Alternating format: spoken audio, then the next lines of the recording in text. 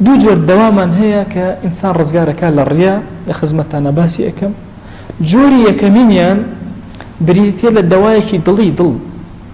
ئینسانی موسڵمان ئەبێت دڵی سەیری خەڵک نەکە، ئەگەر سەیریشی کرد یەکسەر بگەڕێتەوە. بنمونە ئەگەر لە ناو نوێژایە سەیری کرد حەز ئەکا فڵان کەس لێرەیە، یەکسەر لەو کاتە ئەبێت نەظەری ئەوەکە ئەم لە بەرامبەر خوایەکی زۆر عەظیمە وەستاوە، باشە عەبدێک چییە ئەم لا بکاتەوە بۆ لای عەبدێک؟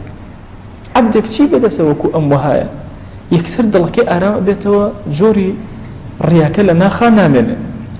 حتا زیاتر لە خوا تێبگە ڕیای کەمتر ئەبێتەوە، نەزەری بۆ لای خەڵک کەمتر ئەبێتەوە. ئینسان بۆ سەیری خەڵکەکە لەبەر سێشت، یا لەبەرەوەی مەدحیکەن، یا لەبەرەوەی لە زەمیان پارێزراوە بێ، یا ئومێدەکە فائیدەیەک لەوانە بکە لەو خەڵکە. ئەم سێ خاڵە زیاتر نییە. فائیدە لە خەڵک بە هیچ شێوازێ ناکە. ذەم و مەدحیش بەدەست ڕەب العالەمینە. والله جاری وایە کەسێک سێرەکەی خراپەشەکە ذەمی ناکرێ، خوا ئێرادەی وایە ئەم کەسە زەم نەکرێ. ابن الجوزی قسەیەکی زۆر عەظیمی هەیە، ئەفەرمێ گەڕام زۆر گەڕام دلیل بۆ وجودی خوا بدۆزمەوە، خوا ئایا هەیە یان نییە؟ ئەفەرمێ زۆر دلیلم دۆزیەوە، سێرم کرد بەقەدر لمی سەحرا دلیل هەیە لەسەر وجودی خوا، بەس ئەڵێ دلیلێکیانم زۆر بەلاوە عەجایب بوو. ئەویش ئەوە بوو ئەگەر شت زۆر بە نهێنی بکەی لەبەر خاتی خوا، خوا ئیخاتە سەر زمانی خەڵک بەبێ ئاگاداری خۆت. ئەڵێ ئەمە دلیلێکی زۆر گەورەی لەسەر وجودی خوا. ئەڵێ وەرە تۆ لەبەر خاتی خوا بڕۆ عەبدایەتیە بکە، کەس پێ نەزانە، عیبادەتی سر بڕۆ جێبەجێی کە کاتی ئەزانی خەڵک باسیەک لەسەر زمانی خەڵکە. ئەڵێ واللهی ئەگەر خوا وجودی نەبێ ئەم شتە نهێنیە بڵاو نابێتەوە، چۆ کەس نییە بڵاوی کاتەوە، زۆر بە نهێنی کرا.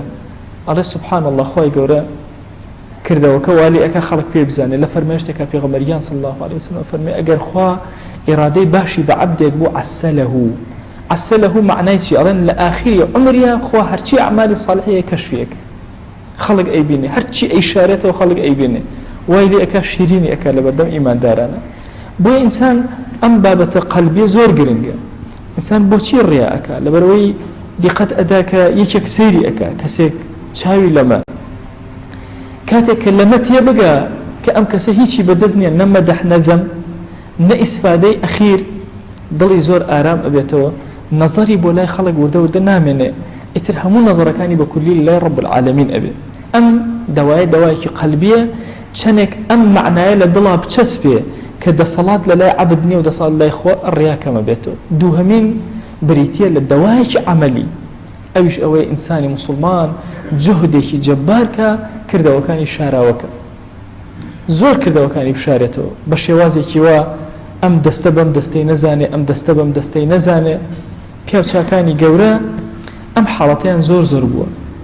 محەممەدی کوڕی منکەدیر خێزانی ئەگەڕێتەوە، ئەڵێ زۆر کات هەستم پێ ئەکرد حاڵەتی طەبیعی نییە، ئەڵێ چەندین ساڵ لەگەڵ یابووم، ئەڵێ هەستم نەئەکرد، ئەڵێ تا شەوێک بڕیارم دا متابعی کەم، ئەڵێ سیرم کرد، متابعەم کرد بە وردی، سیرەکەم خۆی کرد بە خەوتوو، ئەڵێ منیش خۆم کرد بە خەوتوو، ئەڵێ چەند جارێک سەیری منی کرد و ئەخەوتەوە، سەیری منی ئەکرد و ئەخەوتەوە، ئەڵێ کە زانی بە تاوی من خەوتوم، ئەڵێ سەیرم کرد هەستایەوە چرپەی نەئەکرد، دڵۆپی ئەو بۆی قەترەیەکی نەکەوێتە خوارەوە، ئەڵێ زۆر بە ئەسپایی ئاوەکەی بردە دەرەوە، دەستنوێژی پێگرت و هاتەوە دەستی کرد بە نوێژکردن، ئەڵێ هەستی کرد خەریکە من خەبەرم ئەبێتەوە، ئەڵێ خۆی کرد بە ژێر جیاکەوە، خۆی کردەوە بە خەوتوو، بۆی عەبدایەتەکەی دەرنەکەوێت.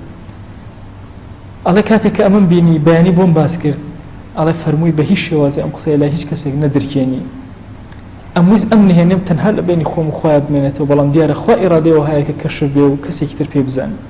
بۆیە ئەم جۆرە کردەوە و نهێنیکردنی کردەوەکان دەوایەکی عەمەلیە بۆ ئەو کەسێک کە تووشی